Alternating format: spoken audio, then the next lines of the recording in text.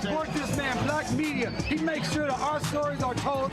Thank you for being the voice of Black America, Roland. Stay black. I love y'all. All momentum we have now, we have to keep this going. The video looks phenomenal. See, this difference between Black Star Network and Black-owned media and something like CNN. You can't be Black-owned media and be scared. It's time to be smart. Bring your eyeballs home. You dig?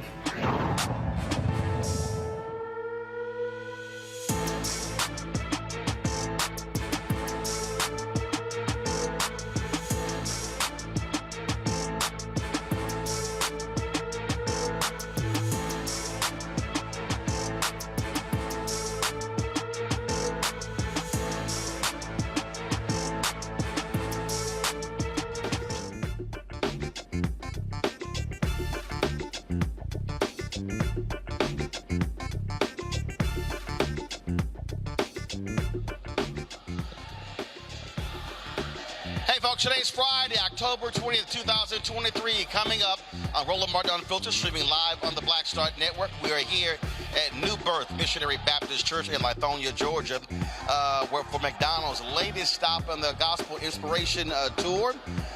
They will be taking place in the next hour. Speaking of that, we're going to be talking to one of the artists, Mike Teasy, who was on this tour, and he's talking about, of course, what it means to be a hip-hop artist who also dances, bringing a whole different flavor to gospel music. You don't want to miss that interview. Also on today's show, it is Vice President Kamala Harris's 59th birthday. So happy birthday. In addition to that, we'll be talking about Louisiana Congressional District. Supreme Court is allowing Louisiana Republicans more time to draw new maps, which makes no sense because they drew them last year and they were ruled to be unconstitutional and illegal. We'll talk with a lawyer for the NAACP Legal Defense Fund about that. Also, opposition to Atlanta's Cop City continues as the city is not moving forward to verify thousands of signatures to force a voter referendum.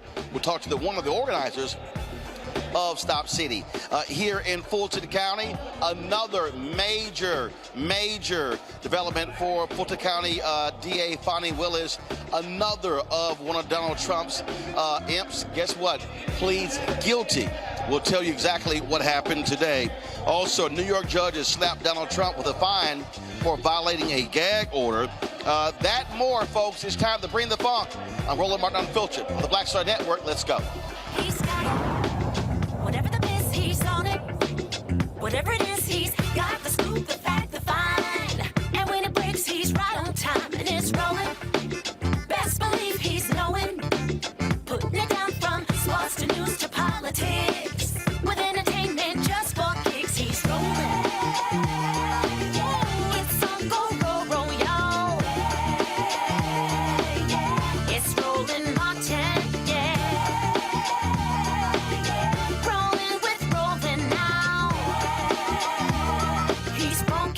He's real, the best, you know he's Roland Martin now.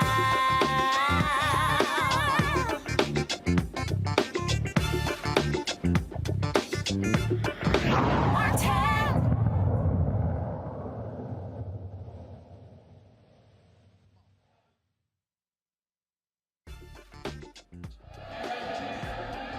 Hey folks, Roland Martin here. We are live at New Birth Missionary Baptist Church. I'm going to step out of the way here. As you see, this is the sanctuary that's straight ahead, of course, and what's happening there. The McDonald's Inspiration Gospel Tour. This is the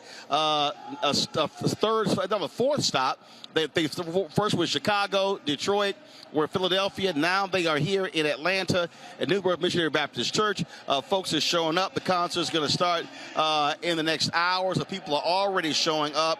And so these are all the artists who are performing. And so we are here looking forward to that. And also in the second half of the show, Mike Teasy is one of the artists performing. We're going to have my one-on-one interview with him. And so definitely want to look forward to that. All right, folks, let's talk about what's happening in politics today. In Louisiana, the Supreme Court is giving Republicans there more time to fix their illegal maps. Now, this is weird because the maps were declared illegal last year in 2022, early 2022, but the Supreme Court ruled that it was too late to change, to fix it in time for the midterm elections.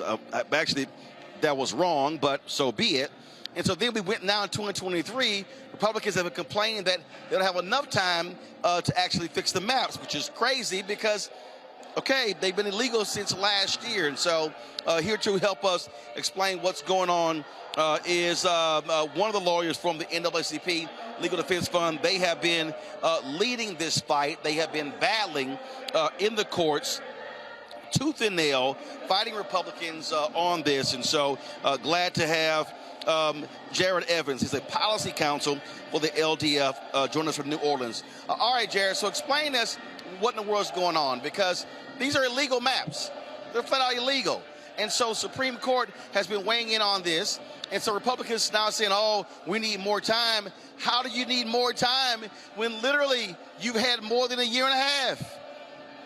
They had a lot more time than that, Roland. So we were about to get a new map.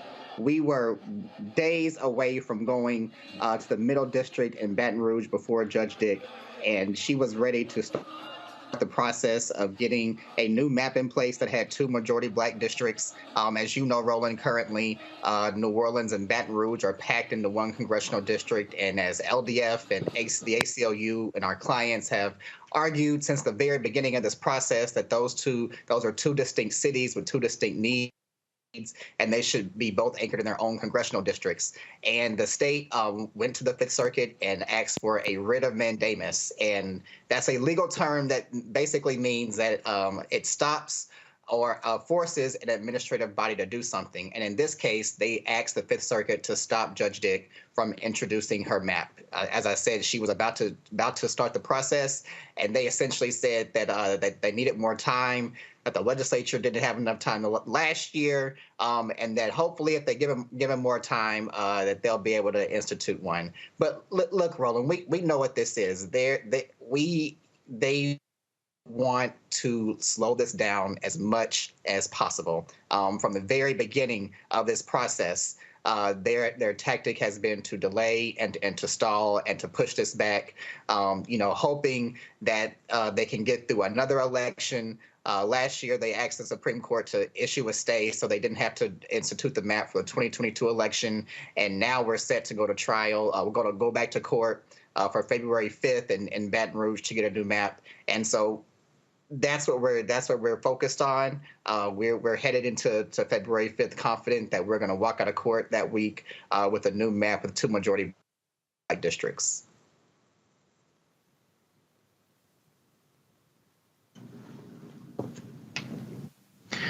All right, Jared, this is Michael Imhotep. So I know we talked about this a few weeks ago on Roland Martin Unfiltered. I saw the story from NBCnews.com yesterday. And if I remember correctly, the ruling from the U.S. Supreme Court was unanimous.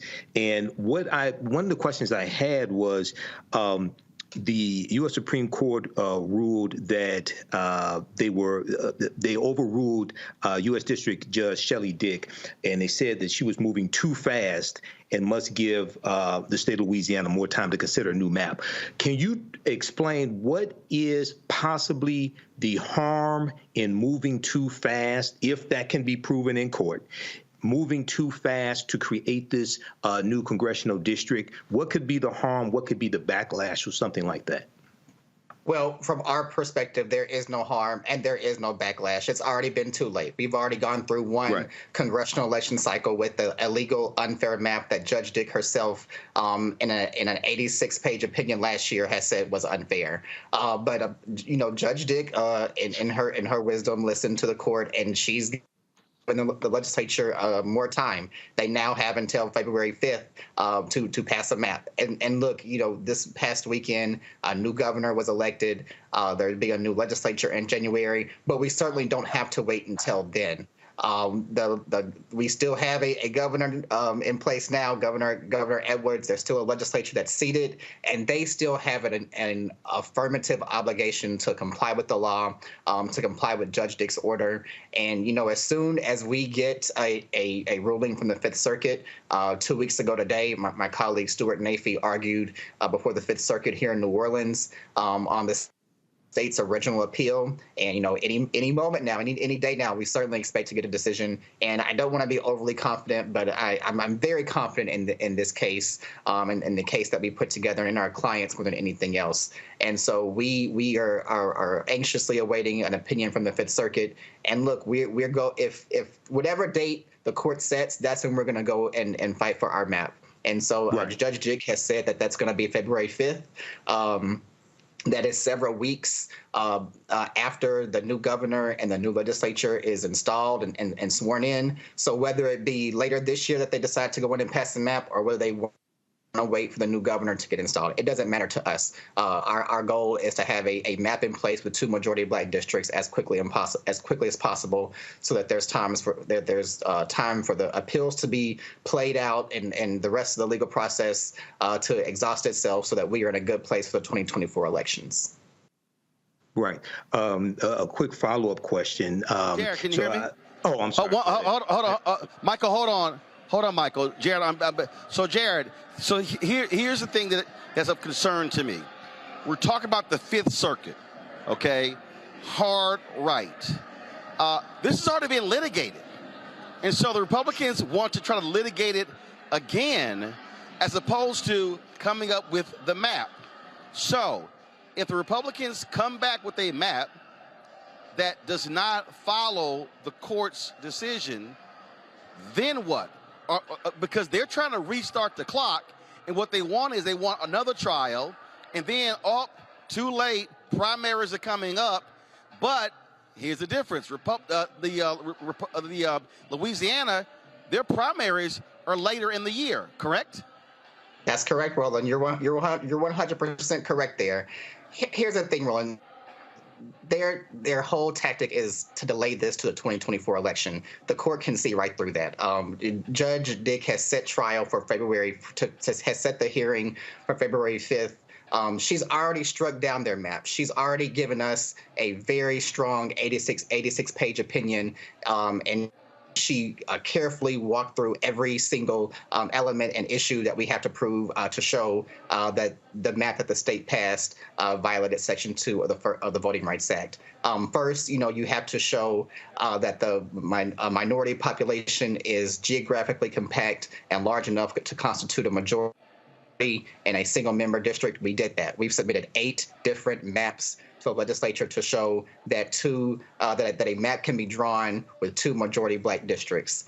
Second, you have to show that there's racially polarized voting. State and federal courts have ruled that racially polarized voting pervades Louisiana's elections, both locally and statewide. And third, you have to show that without a district that allows the minorities an opportunity to elect a candidate of their choice, their candidate will be soundly defeated. And we've shown that over and over and over. There have been black candidates, black choice candidates, who have ran in pretty much every single congressional district in Louisiana outside of District 2 and have been defeated. So we've proven our case, Roland. We've proven it. The district court has ruled that we've proven our case. The Fifth Circuit last year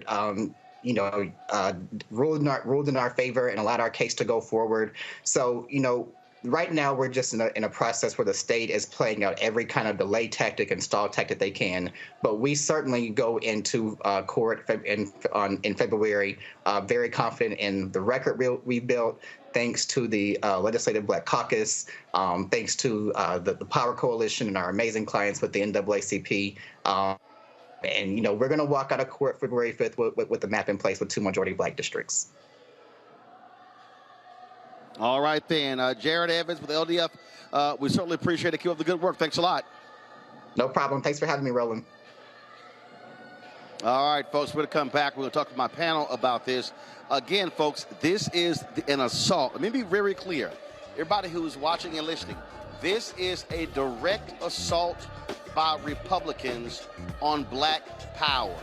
That's what's going on here in Louisiana. You're watching Roland Martin Unfiltered, broadcasting live from New Birth Missionary Baptist Church, Lithonia, Georgia. We'll be back on the Black Star Network.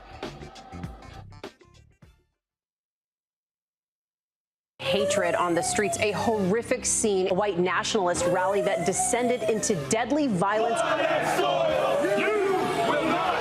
White people are losing their damn minds. An angry pro-Trump mob storms the U.S. Capitol. We've seen We're about to see the rise of what I call white minority resistance.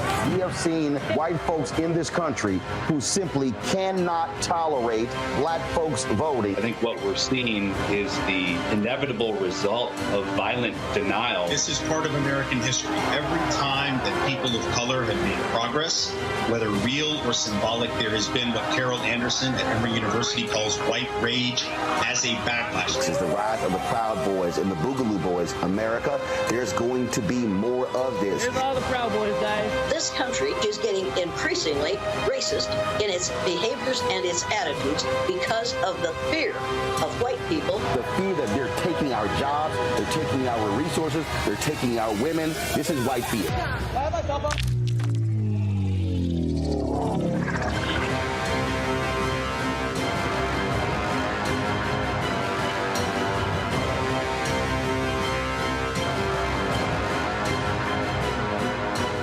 Pull up a chair, take your seat at the Black Table with me, Dr. Greg Carr, here on the Black Star Network.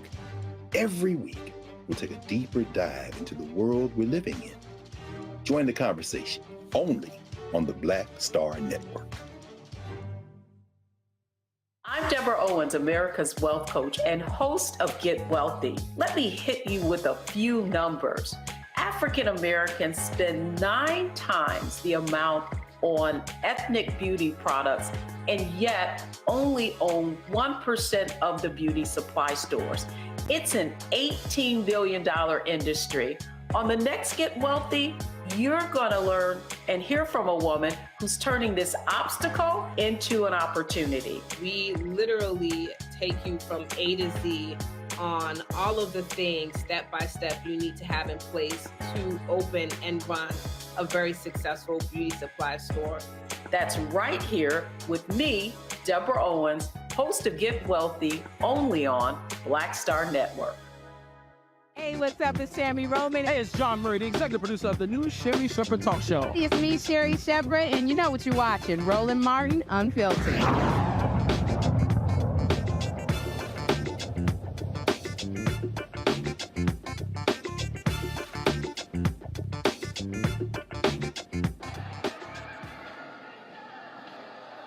All right, folks, welcome back to Roland Martin Unfiltered here on the Black Star Network, broadcasting live from New Birth Missionary Baptist Church in Lithonia, Georgia, where McDonald's is hosting their Inspiration Gospel Concert in the next hour. My panel, Michael Imhotep, host, African History Network show out of Detroit, Matt Manning, civil rights attorney out of Corpus Christi, Kelly Bethea, communication strategist out of Washington, D.C.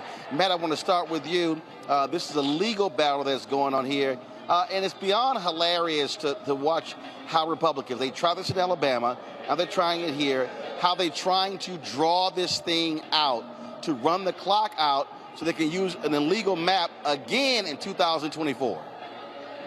Yeah, it looks like they're trying to run out the clock. And the thing that's particularly problematic about this is that you already have a district judge determining that their map is not constitutional, right? So a lot of times when you have an appellate court reviewing a lower court's decision, they're going to defer to what that lower court has decided. Now, my understanding here is the Supreme Court is going to give the legislature more time, but this is one of those problematic scenarios where that doesn't make any sense, right? She's already decided that the map is not constitutional and that the map has to be redrawn. So I don't really know why the Supreme Court would allow the delay. Now, I understand it was a unanimous decision, so it sounds like it's one where the clerks and the justices have decided that maybe equity or equitable principles here in terms of time allow them to redraw the map. But the problem with this kind of thing is that in the interim, you have time going by where the map is not drawn, and you have, frankly, an emboldened state legislature that doesn't feel like it needs to adhere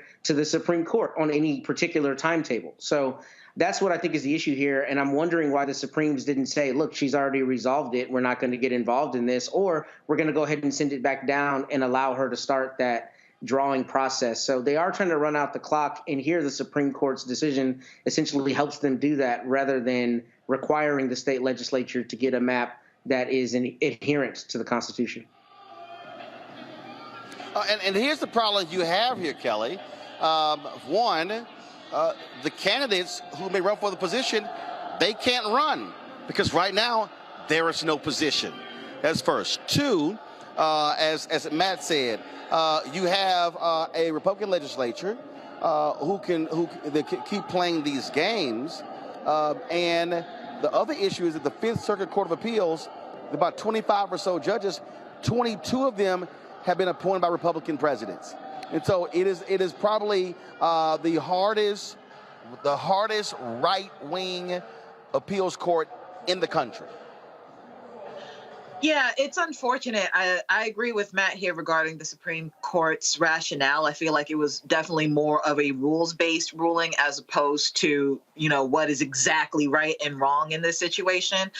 They clearly know something that we don't in these articles. But overall, this situation with Louisiana is just incredibly frustrating because it's clear that another majority Black district needs to exist. And the fact that they have, jumped over every single hurdle necessary as far as meeting the elements regarding Section 2, meeting the criteria necessary to arrive to this decision, and it's still not happening. It's certainly frustrating, and I don't exactly know what the solution is from here, considering that now the federal court's hands are tied behind their backs. You know, Michael, again, and I know people may think this has been overly dramatic, but it's not. In many ways, this just reminds me of Jim Crow days, with Supreme Court and the courts make a decision, and you have racist legislatures who are like, nah, we don't care. We're going to do what we want. That's what. And in fact, what was so crazy is that you had the Fifth Circuit played the crucial role in really defining Brown versus Board of Education. Now we have a whole different situation today. Yeah, Roland, the fight continues, and Jim and Jane Crow had children and grandchildren, so we're still fighting the same fight. If I had a chance to ask a follow-up question to Attorney Evans, my follow-up question would have dealt with the fact that we know that Judge Ketanji Brown Jackson, in her opinion, she wrote that the drawing of the new map, the U.S. Supreme Court's ruling merely delayed the process, and it should be completed in time for the 2024 election. But she also believed that Judge Shelley Dick can resume the work on new maps while the appeal is pending. So, and the question I had was, is the judge going to resume the work on the new maps? Do we have any information on that while the appeal is pending? While the appeal is pending?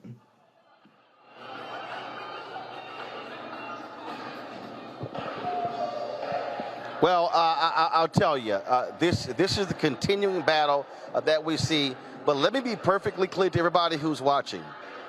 We can fight for these positions, but we also have to then turn out and actually use our power by voting.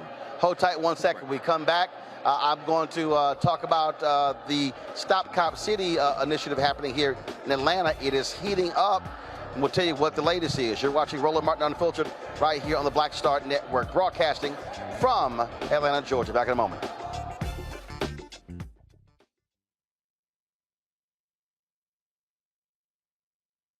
When you talk about blackness and what happens in black culture, we're about covering these things that matter to us, speaking to our issues and concerns. This is a genuine people-powered movement. There's a lot of stuff that we're not getting. You get it, and you spread the word. We wish to plead our own cause. Too long have others spoken for us. We cannot tell our own story if we can't pay for it. This is about covering us. Invest in black-owned media. Your dollars matter. We don't have to keep asking them to cover our stuff. So please support us in what we do, folks. We want to hit 2,000 people, $50 this month, raise $100,000. We're behind 100,000, so we want to hit that. Y'all money makes this possible. Checks and money orders go to P.O. Box 57196, Washington, D.C. 20037-0196. The Cash App is $RM Unfiltered. PayPal is R Martin Unfiltered. Venmo is RM Unfiltered. Zelle is Roland@RolandSMartin.com. I'm Deborah Owens, America's Wealth Coach and host of Get Wealthy. Let me hit you with a few numbers. African Americans spend 9 times the amount on ethnic beauty products and yet only own 1% of the beauty supply stores. It's an $18 billion industry. On the next Get Wealthy, you're going to learn and hear from a woman who's turning this obstacle into an opportunity. We literally take you from A to Z on all of the things step by step you need to have in place to open and run a very successful beauty supply store. That's right here with me, Deborah Owens, host of Get Wealthy, only on Black Star Network. Hey, what's up? Geek Tony in the place to be. Got Kicked Out Your Mama's University, creator and executive producer of Fat Tuesdays, an air hip-hop comedy. But right now, I'm rolling with Roland Martin, unfiltered, uncut, unplugged, and undamn believable. You hear me?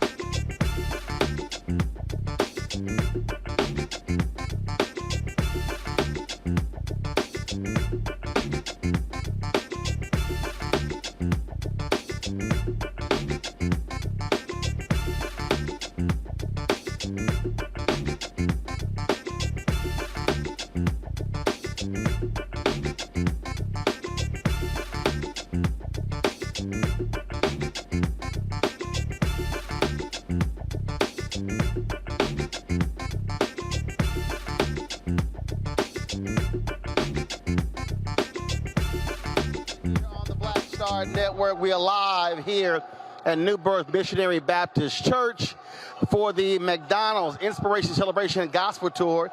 This is the fourth stop in a 6-city tour. They'll be next going to Dallas, closing this thing out in Jackson, Mississippi. And so they've been to Chicago, Atlanta, Philadelphia, and now Atlanta. Speaking of Atlanta, folks, let's talk about Cop City. It is one of the huge stories that has been taking place, and activists have been trying to stop this building of a massive development, a law enforcement training center. There have been protests that have been going on, arrests taking place as well. And so now there's an effort to collect petitions, signatures to get this on the ballot. But now there's a battle between organizers of that initiative as well as the city of Atlanta. The Atlanta City Council refuses to move forward with verifying 116,000 signatures supporting this proposed referendum. Now, a new poll shows that 60% of Atlanta voters want Cop City placed on the ballot. Organizers of the Stop Cop City campaign continue to push for the referendum as Atlanta tries to decide whether or not to build this $90 million police training facility. Anoa Changa joins me now from Atlanta. Anoa is one of the folks who is involved in this effort to get this on the ballot. Anoa, welcome to the show. So I'm trying to understand, how is the city refusing to verify the signatures? Don't they have to have a verification system to make sure that eligible voters properly sign and that this is going to be a legal initiative? Yeah, that's a really great question. Thanks for having me on, Roland. So the city's rationale for refusing to verify has to do with some of the litigation that has happened around whether or not the referendum itself should be allowed to not only go forward, but also what was the exact date for when those signatures had to be turned in. In the summertime, organizers had actually, or those who had sued the city had actually gained extended amount of time to file those signatures. The city appealed to the 11th Circuit. We're just talking in your first segment about federal courts intervening. So they've actually been appealing to the 11th Circuit to not just get the time rolled back on when organizers had the time to collect signatures, but even to say that the referendum itself is just not even valid. There was an grant of additional time from the district court here in Georgia, but the 11th Circuit stayed that original order. So the city is saying that basically because of that stay, the additional time that was given to collect signatures is invalid, and therefore they're not required to actually count these signatures until the 11th Circuit says otherwise.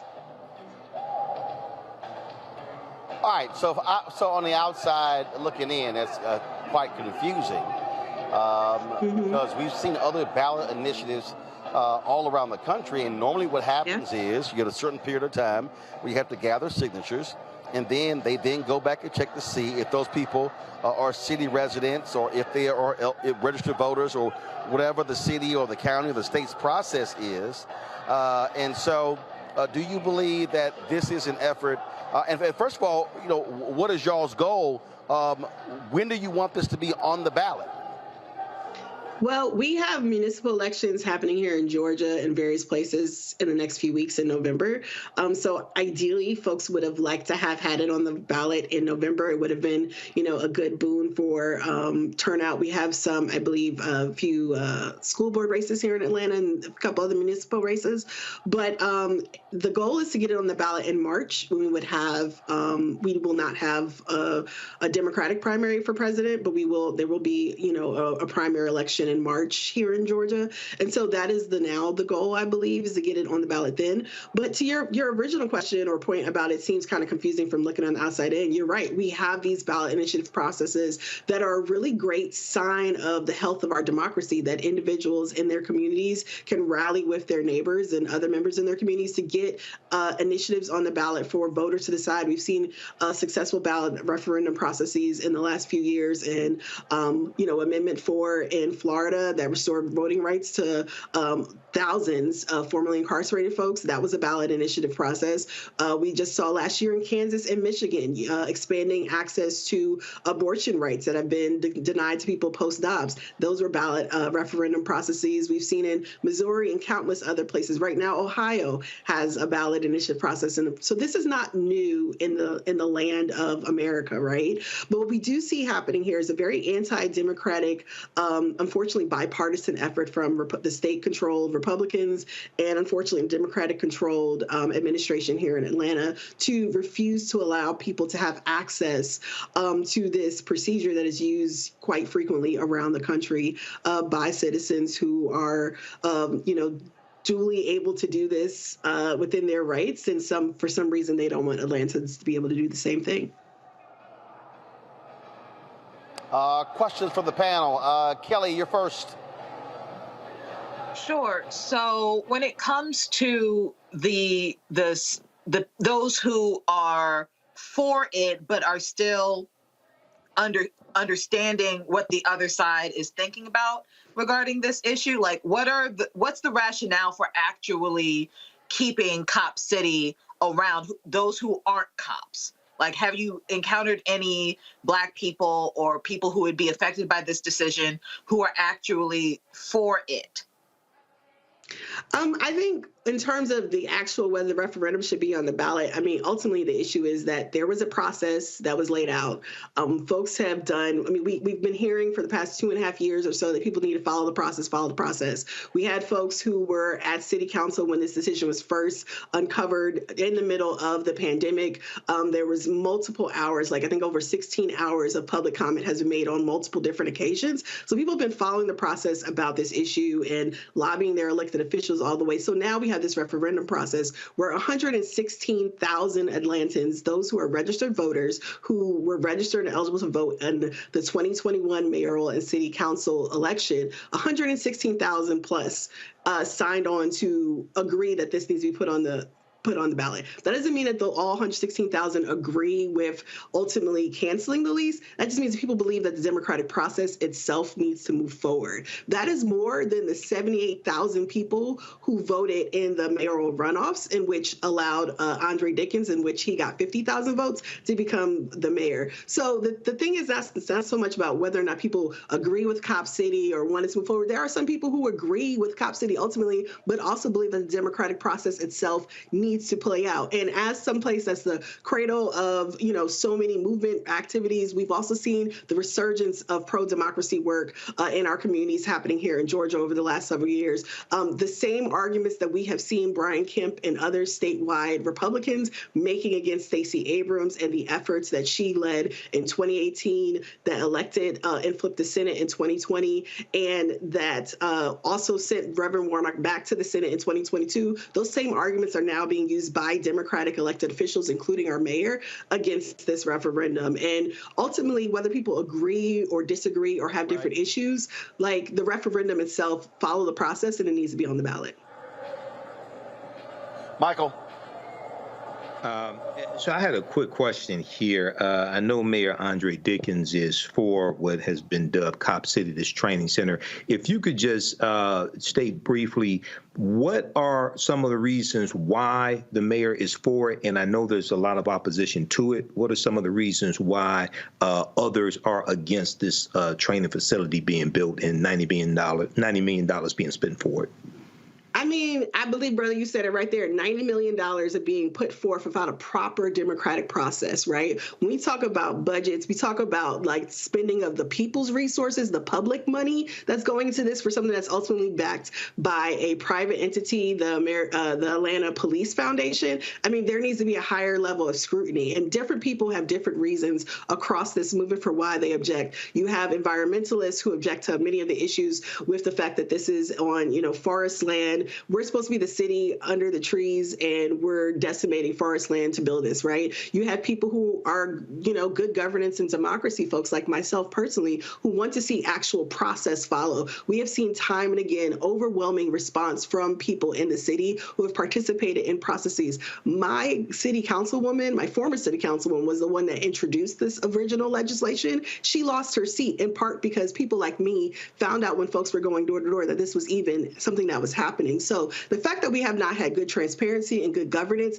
in the decision-making process over the past 2.5 years is a part of why people at least want to have a referendum, to have an open public process so that we can let the people decide. We elect people to go represent us. And when they're not doing that, we have referendums. We have other ways that we can help get decisions made. Now, some people do not agree with relocating the site. They are very diehard against it. And those are conversations that we all need to have as a community moving forward. But at the very most basic level, we have aspects of democratic process that have broken down in the city of Atlanta that are not being followed. And it's Democrats, unfortunately, that are coinciding alongside Republicans to make that happen. All right, thank you. Matt? I have two questions that are very quick. The first is, how do you envision the opposition and really the conversation around Cop City being a model for going forward as it relates to other potential issues? And what I'm asking specifically is, it seems like here, more so than in other instances, you have a nexus of environmental interest and governance issues and justice and militarization questions, all of which are coalescing to have opposition and in some respects, people who are proponents for it. So first, how do you see this as a model going forward in terms of how we address issues that are kind of intersectional in their nature, number one? And then number two, as it relates to the Black people who live around there, has there been conversation of like a Title VI complaint or something related to disparate impact? Because my understanding that there's supposed to potentially be an effect, a warming effect for a predominantly Black community around Cop City. Has that been discussed? That is amazing. Your second question, as a member of the community that lives around the proposed site, no, I don't know that that is actually something that's happening. I don't think we've even had community-wide conversations for those of us in the city of Atlanta. But also to that question, there is an entire population that lives in DeKalb County, an unincorporated area, that have no say in this process at all. And so that is actually something that's a really interesting proposition that you raise. And no, I don't think that has come into any of the conversation as of yet. So the first part about how this could be a model for conversation or even just addressing opposition, I mean, a lot of these problems that we're facing nationwide or in our direct communities are multifaceted, right? They interact with things around the environment, climate change, like you said, justice issues, economics, and class analysis. But we have to have those abilities to come together and talk through these issues so that if there is something that's going before the city council, and yes, there might be a specific, justice aspect, which has what drawn a lot of people to this. But being able to identify the other ways that it has impact also helps us build broader coalitions. We've seen this in electoral work more broadly when we have, different groups of people come together to support particular candidates or initiatives, right? And so I think that broader coalition mindset and being able to see how we can cut across the different work that people are doing to build,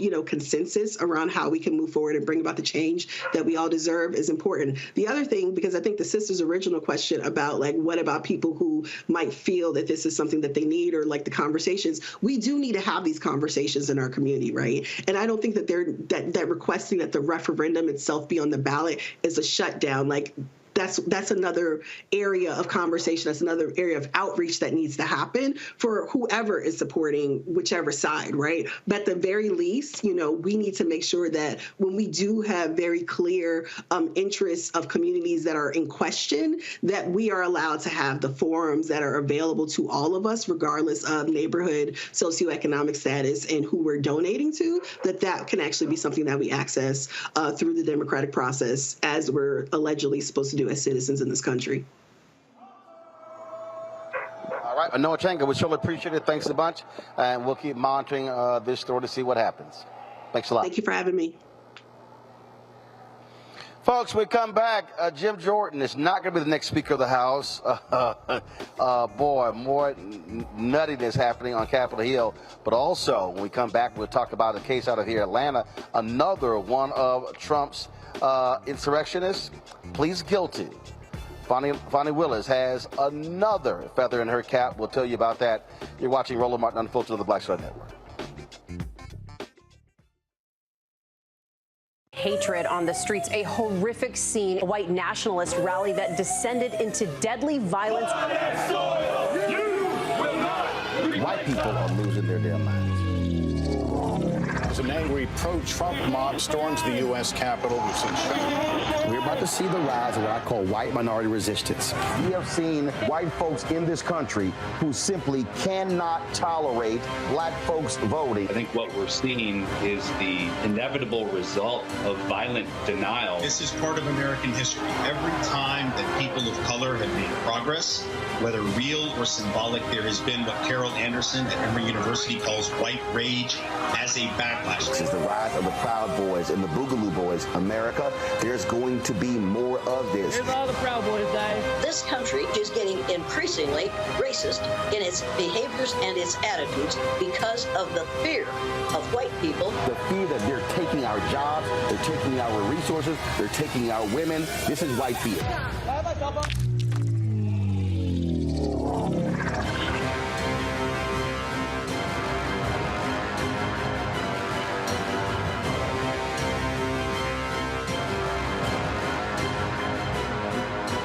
On a next, A Balanced Life with me, Dr. Jackie.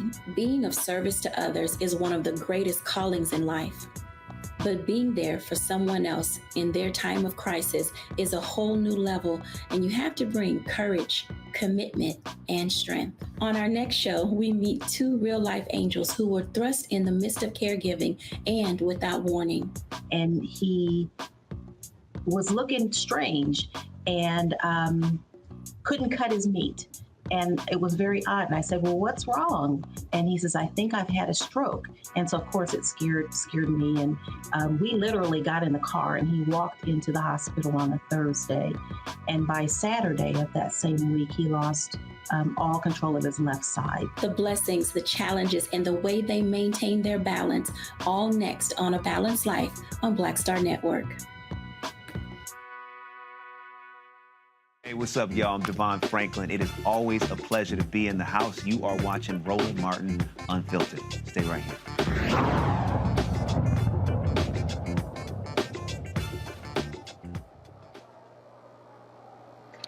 So a couple of the people with Donald Trump who were indicted by Fulton County DA Fonnie Willis, they wanted an expedited trial.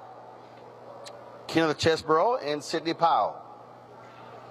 They were like, hey, we want to go to trial. Fonnie Willis said, not a problem. We're good. Let's go. Yesterday, Sidney Powell pled guilty. Today, Kenneth Chesborough pled guilty. Pled guilty to a felony count. I tell you what, Matt, these folks were messing around, and now they are pleading guilty. They're going to have to testify against the other people involved. Trust me. So here you have a number of people indicted. 3 have now pled. Here's my advice to the rest of these people. Man, you better go cut you a deal as fast as possible, or otherwise you're going to be last man, last woman standing. First, I want to say about Fonnie Willis, I don't know if you know, but happy homecoming to my fellow alumnus of the illustrious Howard University. But this is what we talked about happening, Roland. I knew this was going to happen, and I read about both of their plea deals. I don't think they explicitly mentioned Mr. Trump. But what I think is especially important for people to realize about this is one of the things that is sacred in the lawyer-client relationship is communication and privilege. So one of the questions I had was, how do you pierce that, right? Because a lawyer is entitled to advise their client, to give them advice in their interest.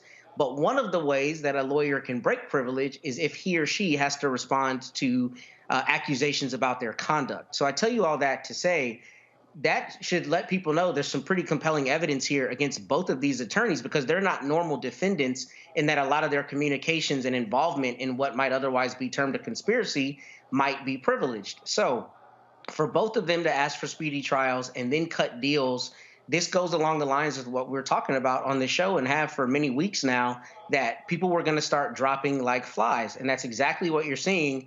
And obviously, Mr. Trump's team is looking at the evidence here. But if I were representing him on his criminal defense case, this would concern me mightily, right? Because not only have they cut deals and not only have those deals gotten them out of hot water, and they're the first deals, but their deals both require that they testify truthfully against the other co-conspirators.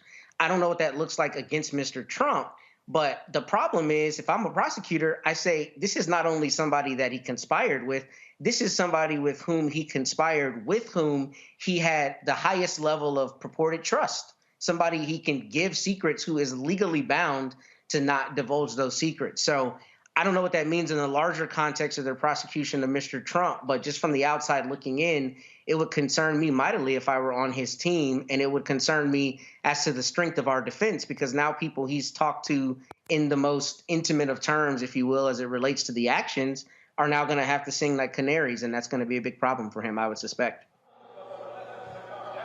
I mean, the thing here, Mike, is these are the 2 leading figures who were in the room when these things were going down. And so what's interesting to me is that they play it, and based upon one story that we saw, the Trump team was absolutely shocked to hear about these plea deals. Well, that's hilarious right there. But first of all, yes, Fonnie Willis is brilliant, and she graduated from Howard University. Now, I didn't graduate from the illustrious Howard University. I graduated from Wayne State University here in Detroit. But Phi Beta Sigma Fraternity Incorporated was founded at Howard University, so I do have HU in my blood. Now, I said that pipe down, Kelly. Now, I said that this was going to happen. None of these people are willing to go to prison for Trump. He's not going to become president again, most likely. He won't be able to give them a pardon because this is a state case, not a federal case, so he can't pardon them here. So you're going to have more of them turning state's witness, taking plea deals. They're not willing to go to prison for Trump, and this is a key piece of the puzzle here, Chesebro, because he was central to organizing the fake electors, the fake slate of electors plot, and this spread over 7 states, including the state of Michigan. Okay, so he knows a lot more than a lot of these other people, and it's going to be a whole lot of them singing, and a lot of people are going to go to prison. I think Trump's going to be convicted in this case as well. So once again, it's important for everybody to understand the main reason why you have this prosecution is because Fonnie Willis was voted into office. Okay, you have the right prosecutor voted into office to actually take action against people who are violating the rights of Georgians, especially African Americans in Georgia who voted for Joe Biden and Kamala Harris.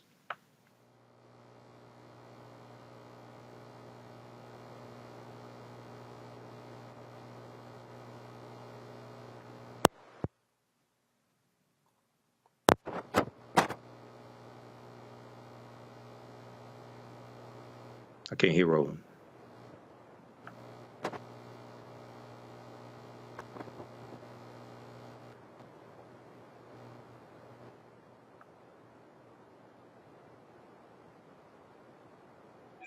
You got me here? Can hear you now. You got me on this microphone here? All right, folks. So the thing here, Kelly, a lot of these legal analysts and experts were saying, Bonnie Willis, what is she doing? She's being too aggressive. She's not ready for trial in October. Looks like she was right. Absolutely right. And if you are a good prosecutor and you have a fabulous team, of course you're going to be ready for trial, because let's think about it. She had 2 years worth of stuff to build on. And if she started from the time it happened, it's been 2 years. So in my head, that seems like ample amount of time to get ready for a case. So it's not like, oh, the charges were filed and all of a sudden we got to scramble to get a case done. No, that's bad lawyering, frankly. And, you know, I think it's the hubris of Trump's team and Trump's cronies team thinking that, you know, they had absolutely nothing to worry about for these past 2 years, even though the writing was on the wall for it, such that they haven't prepped at all. So it really is on them that they're scrambling for these things. And that's probably why you got these deals on the table right now, because they're not ready for trial. And frankly, I feel like these people know that they did some dumb crap. So all's well that ends well in my book. I think this is fabulous. We're going to talk about Jim Jordan. Man, he just keeps taking L's. You're watching Roland Martin Unfiltered right here on the Black Star Network, broadcasting live from Birth Missionary Baptist Church in Atlanta, Georgia. Back in a moment. Next, A Balanced Life with me, Dr. Jackie. Being of service to others is one of the greatest callings in life. But being there for someone else in their time of crisis is a whole new level, and you have to bring courage, commitment, and strength. On our next show, we meet two real-life angels who were thrust in the midst of caregiving and without warning. And he was looking strange and couldn't cut his meat. And it was very odd. And I said, well, what's wrong? And he says, I think I've had a stroke. And so, of course, it scared me. And we literally got in the car and he walked into the hospital on a Thursday. And by Saturday of that same week, he lost all control of his left side. The blessings, the challenges, and the way they maintain their balance, all next on A Balanced Life on Black Star Network. I'm Deborah Owens, America's wealth coach and host of Get Wealthy. Let me hit you with a few numbers. African Americans spend 9 times the amount on ethnic beauty products and yet only own 1% of the beauty supply stores. It's an $18 billion industry. On the next Get Wealthy, you're going to learn and hear from a woman who's turning this obstacle into an opportunity. We literally take you from A to Z on all of the things step by step you need to have in place to open and run a very successful beauty supply store. That's right here with me, Deborah Owens, host of Get Wealthy, only on Black Star Network. Bruce Smith, creator and executive producer of the Proud Family, Louder and Prouder, and you're watching Roland Martin Unfiltered.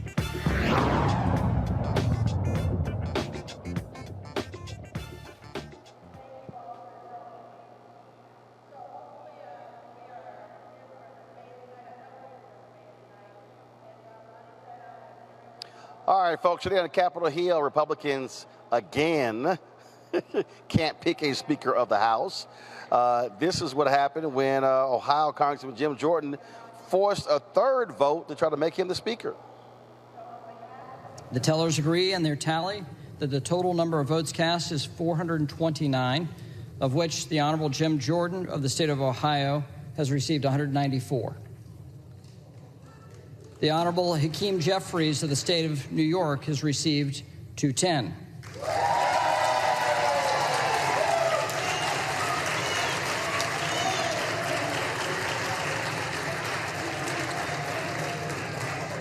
The Honorable Patrick McHenry of the state of North Carolina has received 6. All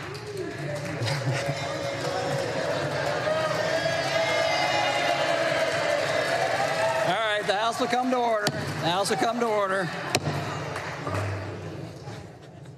The Honorable Baron Donalds of the state of Florida has received 2.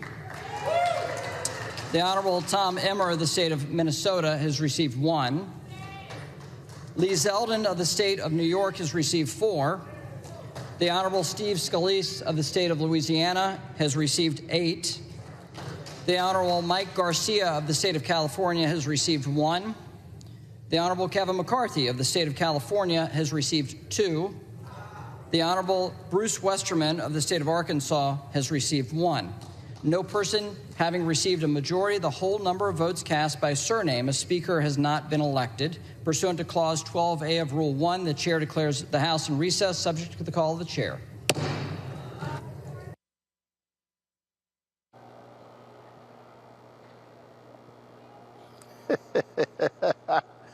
These people literally do not know what they're doing. Now, here's what was crazy, y'all.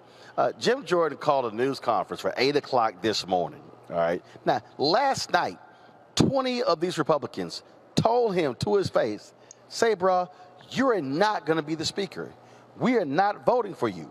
But he was like, okay, I'm still going to push it. And he kept telling everybody, I'm going to be the next speaker. So each vote they've had, he's lost more votes. This, to me, Kelly, is just beyond hilarious.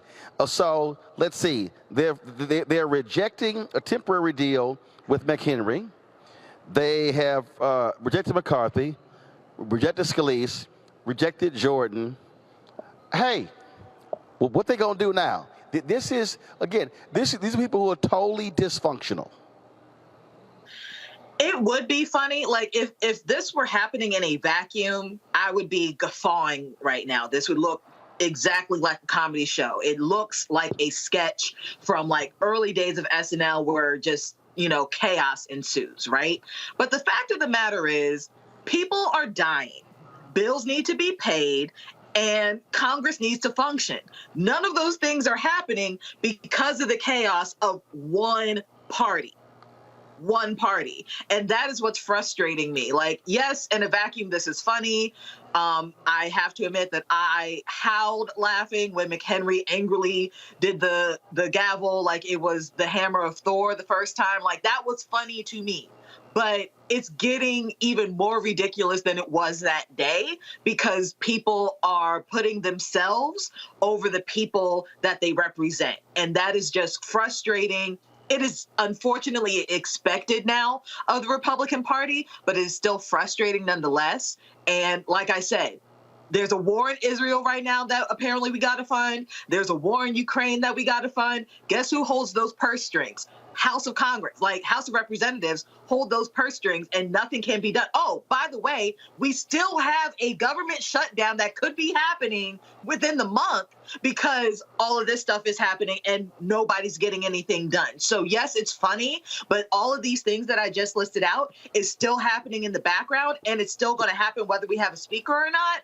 And the chaos that is going to be compounded on top of the chaos that we already have, all this is going to do is affect the American people, and that's just sad. But this is what happens, Matt, when you got hardcore MAGA right-wingers trying to control this whole process. That's what you're seeing right here, point blank. And Democrats are just sitting here saying, please, by all means, be my guest and act a fool.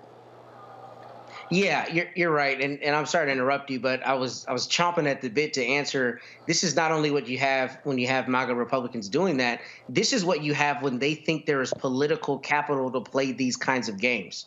I mean, Kelly hit the nail on the head. We have serious issues that need to be resolved, and what we're seeing is the extension of the political theater that has become part and parcel, not only with MAGA Republicans, but with a lot of politicians in general.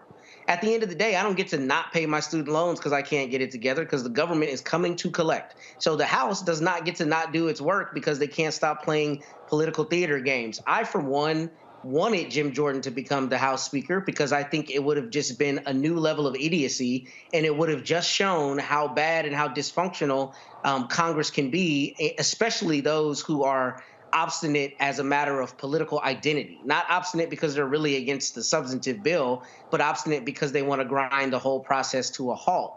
But the part of this that is frustrating is that as an American who's watching the prices go up at the grocery store and who has concerns for their children's education and all kinds of things that are funded by Congress, they're playing games in D.C. while the rest of us try to figure out how to live our lives, right? And a lot of that is incidental to what they do in terms of policy. So, I mean, it's inherent. They're going to cast votes and you're going to have this process, but it's been hijacked by those MAGA Republicans and those seeking their own political will and to cement their political futures. And we hang in the balance of that. And I'm hoping that, you know, they get over themselves and get a speaker so they can get the work that is necessary to be done.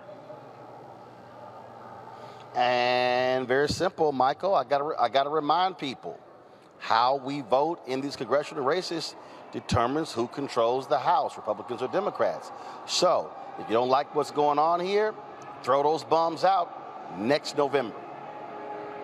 Absolutely. And this is something that I warned people about during the 2022 midterm elections when Republicans took back control of the House, because during the first 2 years of the Trump administration, there were 3 government shutdowns, and Republicans controlled the House, the Senate, and the White House.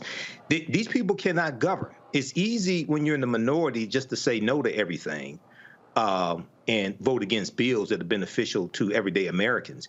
But when you actually have to govern, you have to be able to pass bills. Jim Jordan has not passed a single bill that he has sponsored in 16 years that he's been in the House of Representatives. He is a chaos agent. He was instrumental in organizing the coup to overthrow the government. So this is more nonsense. And when we look at Matt Gaetz, now, you know, have a lot of Republicans who are mad at Matt Gaetz. And basically what Matt Gaetz did was he jumped out of an airplane and is reading the instructions on how to use the parachute on the way down.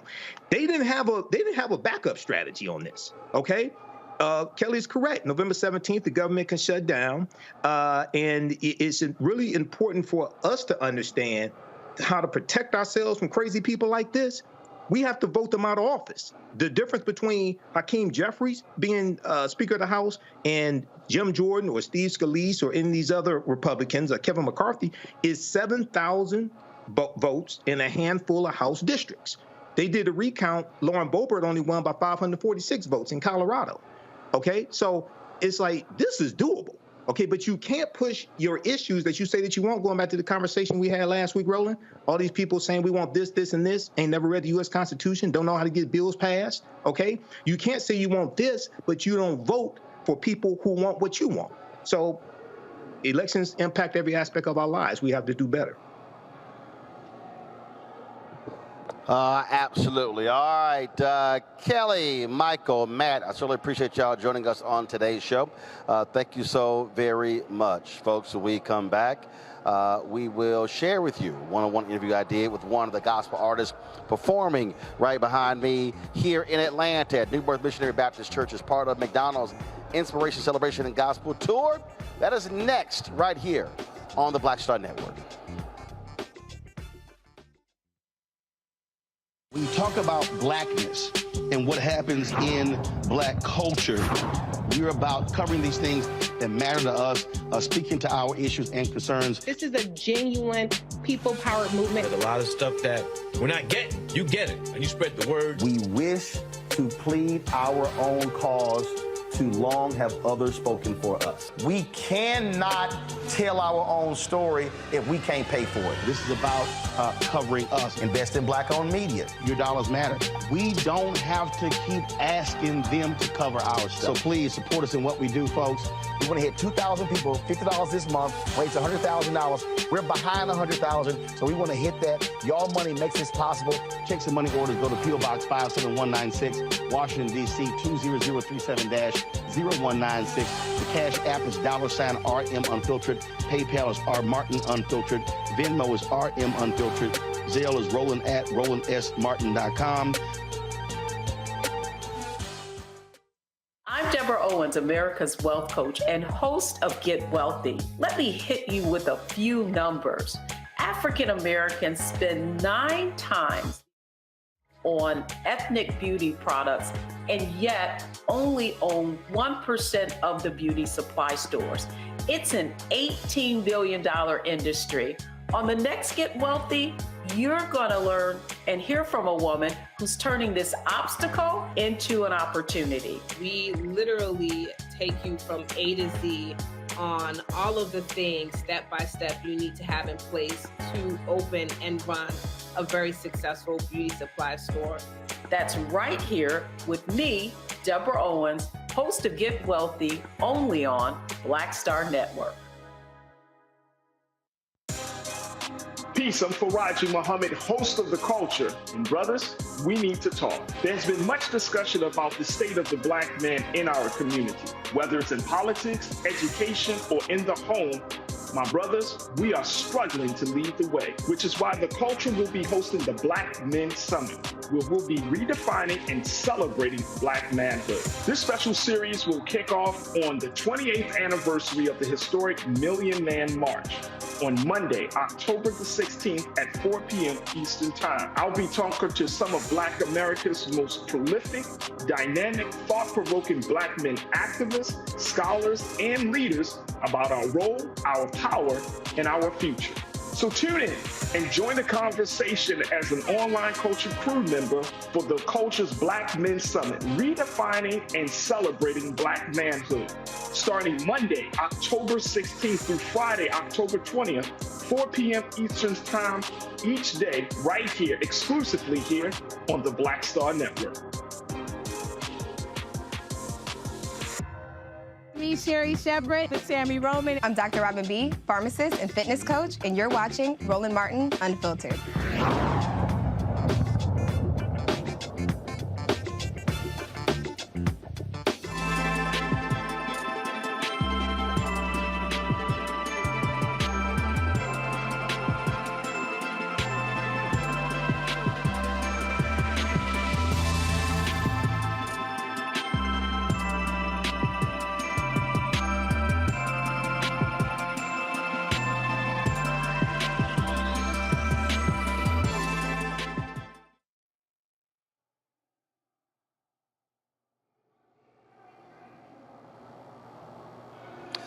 All right, folks, welcome back to the Black Star Network. We are live here at New Birth Missionary Baptist Church in Lithonia, Georgia, where McDonald's is holding their 4th stop on their Inspiration Celebration Gospel Tour. And so as we are watching this, Tim Bowman Jr. is on stage right now.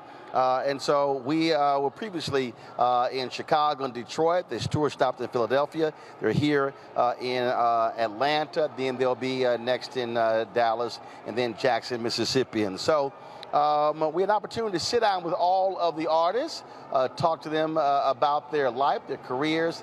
And Mike Teasy is a young brother who is a rapper, a dancer. And so he has a whole different lane he operates in when it comes to gospel music.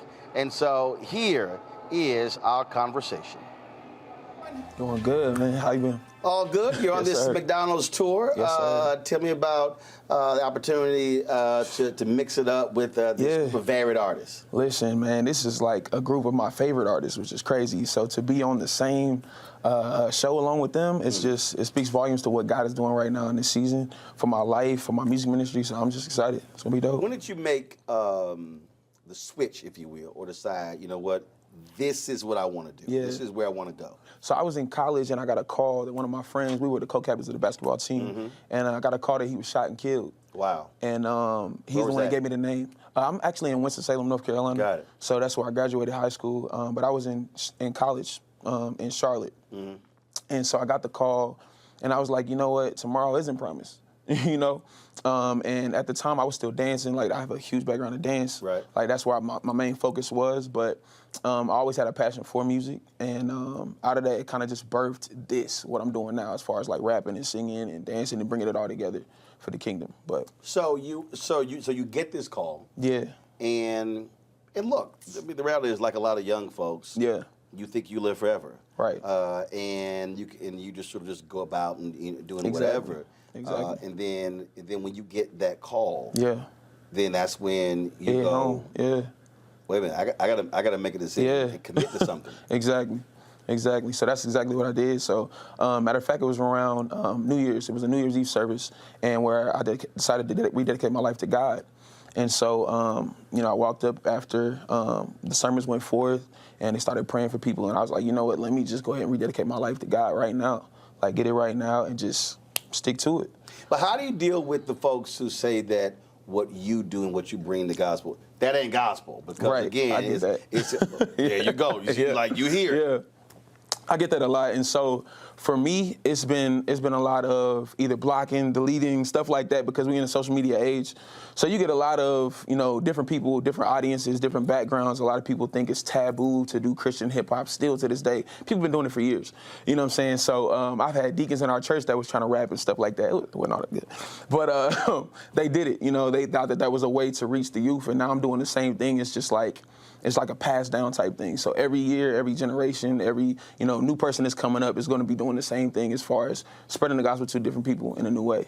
So. Well, I mean, the reality is, if you study the history of music, especially the history of gospel, what is now considered traditional, was radical. Exactly. I mean, here we are in Chicago. It wasn't like folks were going, oh, this new Thomas Dorsey sound is off the chain. No, it was like, what is he doing? And then as you just keep going, when the Hawkins family did, Oh Happy Day.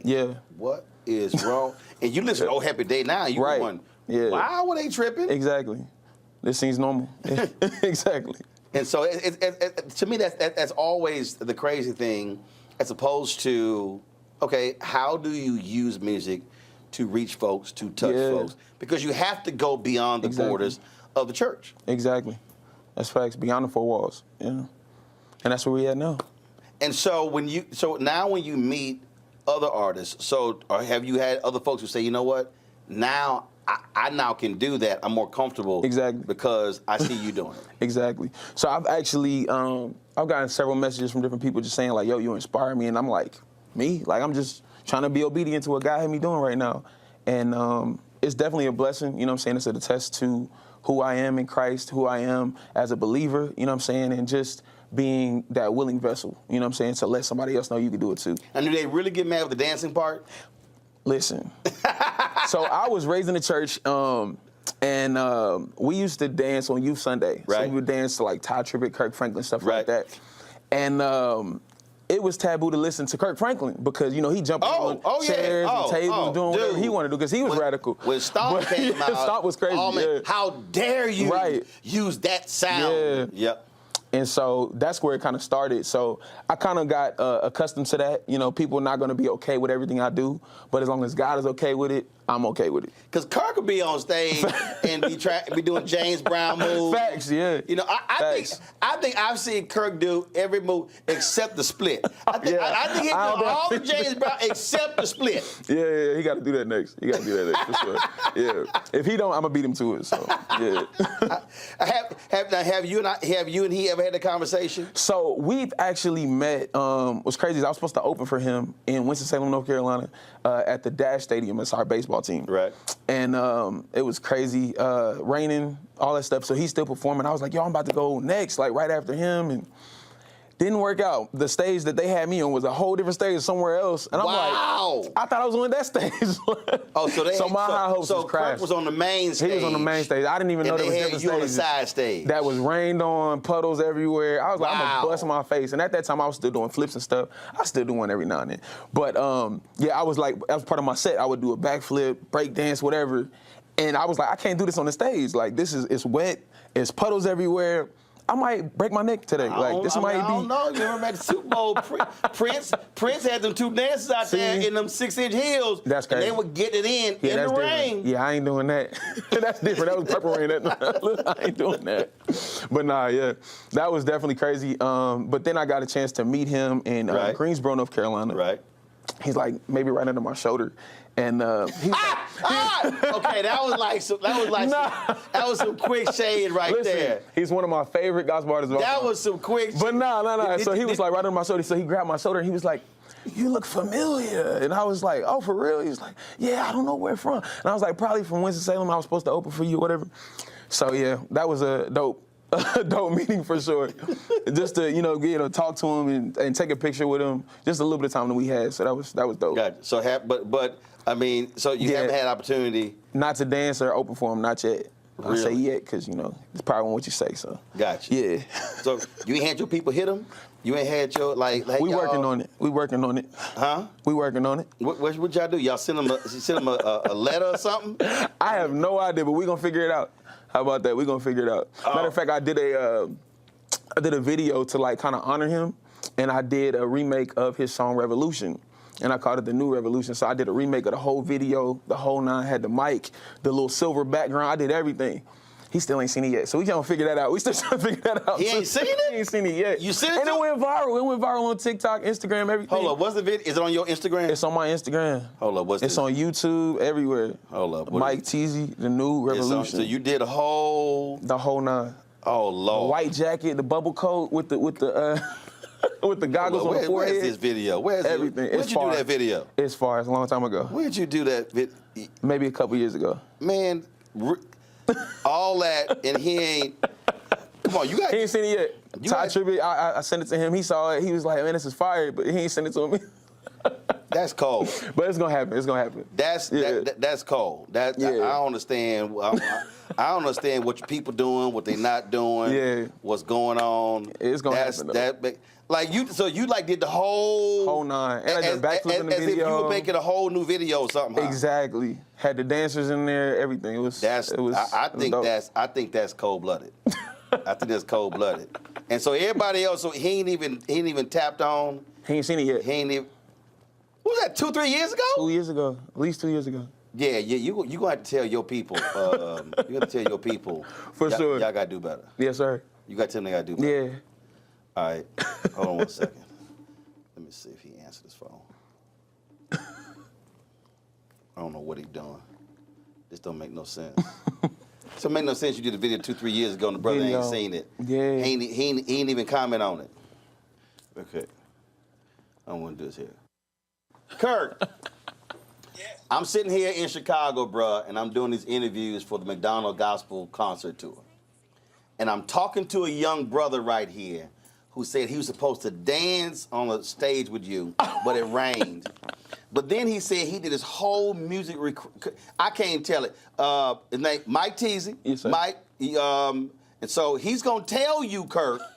He did a whole video for you. He's like, man, I did the whole video. It went viral. Man, the brother he didn't even give me a heart, a like, or nothing. So I said, wait, did you send it to him? He said, send the Ty Tribbett. Everybody showed me some love. He said, Kirk ain't said nothing. I said, that ain't how we do it in Texas. I said, so I got to call Kirk right now, and we got to rectify this situation. Okay? Okay, so, go ahead. Put your clothes on. Put your clothes on. Kirk in the bathroom. I don't know. Oh, man. He's about to brush his teeth. Okay, I can see his electronic toothbrush right here. So you see how we roll. Yeah. So, yeah. That's dope. I'm about to hand him the phone. You like, where he at? You ain't even the picture. Oh, here we go. All right, now you can. What's going on, sir? Man, I am so sorry, King. It's all good. It's all good. I mean, I didn't mean nothing by it, man. And of course, it was fire, too, man. I mean, I'm not going to lie. It's definitely fire. But tell what it is. I did your challenge, too. That joint went viral, too. You ain't seen it. Man, I missed everything. I'm so sorry. It's all good. Well, don't hate me, man. Don't give up on me, man. Let me Look, I'll DM it to you right now. But, man, congratulations for whatever it is you're doing, King. I appreciate that. Yes, sir. And keep being great, brother. I'm sorry. Give me another chance. Nah, I know you got millions and millions of people that's probably hitting you every day, but I'ma send you. Okay, tell Roland to text it to me. All right, say less. I got you. All right, King. All right, God bless. All right, Kirk. I'll holler at you, my brother. Roland Martin, talk to you later. All right, my brother. Be well. Peace. That was dope. That's dope. That's crazy. So you talking about the backflips and everything like that? Backflips, yeah. But here's why I don't understand why people trip on it. I was listening to one of William Murphy's songs, and I think, and he goes, "Did they just do a backflip?" That's what the praise dancers do. So why do people trip when you do it? But literally, praise dancers doing it. Yeah. I think what's crazy is like maybe you put on a leotard or a tutu. Nah, I ain't doing then that. It's fine. Nah, I ain't doing that. What's crazy, like my dad had a background in dancing too. Okay. And so when he got saved and rededicated his life, he felt that was like a sin for him. To dance. So when I was coming up, dancing was my thing. Dancers. Dancing was my thing, and he was like, "Son, you ain't doing that." Da da da. But so what a lot of people don't know is I've been paralyzed twice in my life. At the age of 7, I was run over by a drunk driver. My legs were twisted the opposite way. Doctor said I would never walk again. But God healed me in 20 minutes like that. Wow. No surgery, no nothing. God just healed me. So I'm doing flips out the hospital. Oh, yeah. Oh, absolutely. I'm a kid. I'm 7 years old. Don't tell me you're going to be paralyzed. Oh, we about to flip. Okay. So from that moment on, I've still been dancing, still been flipping.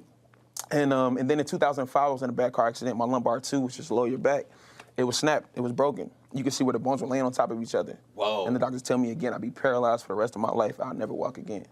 But in the second x-ray, you see where the bones came back together. The same night, God healed me just like that.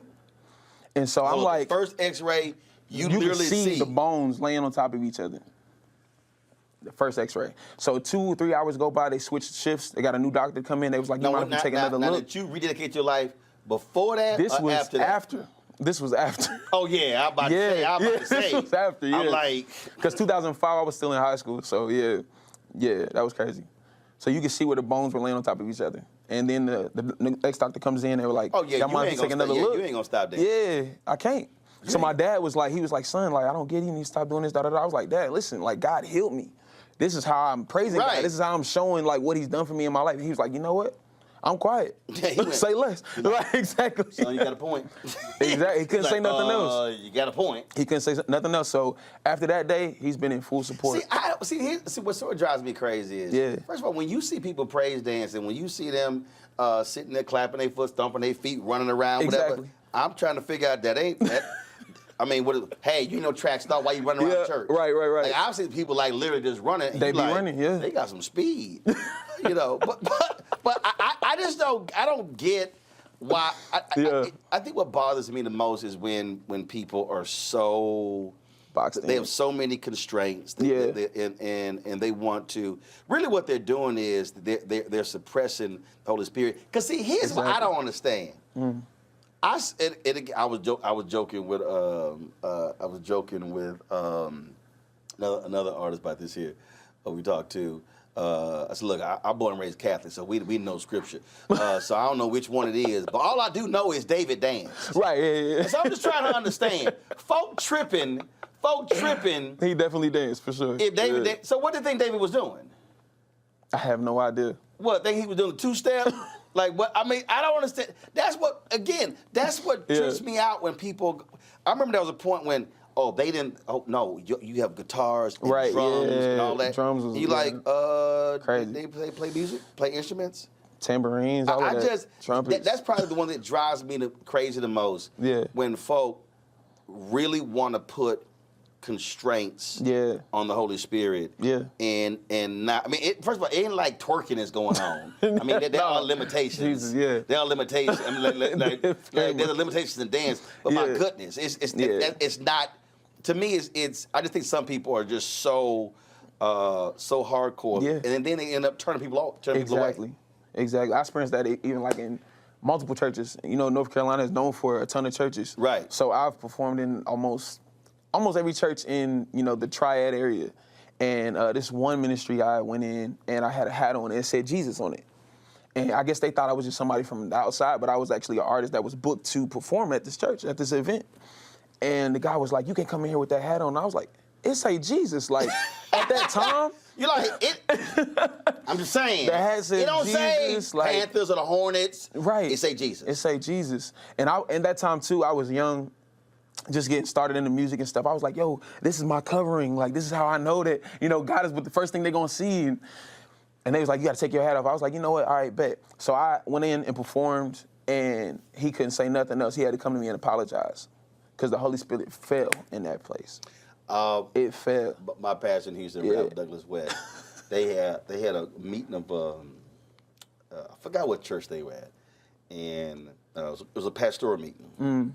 And so they're sitting here in the meeting, and I forgot what it was about, because he talked about this in a sermon. And he said, oh, and I think that was a point when they were about to pray. He said, hold up. He said, before we start praying, he said, you know, we need to address something before we pray. He said, when I walked into this church, he said, y'all got a sign on the wall that says, come as you are. He said, that's real. But if a homeless woman walked in here with some shorts on, pushing a baby in a stroller, y'all would deny. I think it was come as you are, but they also had rules. I know what it was. It was come as you are, but they had rules that women could not wear pants. And he said, I got a problem with come as you are. Right.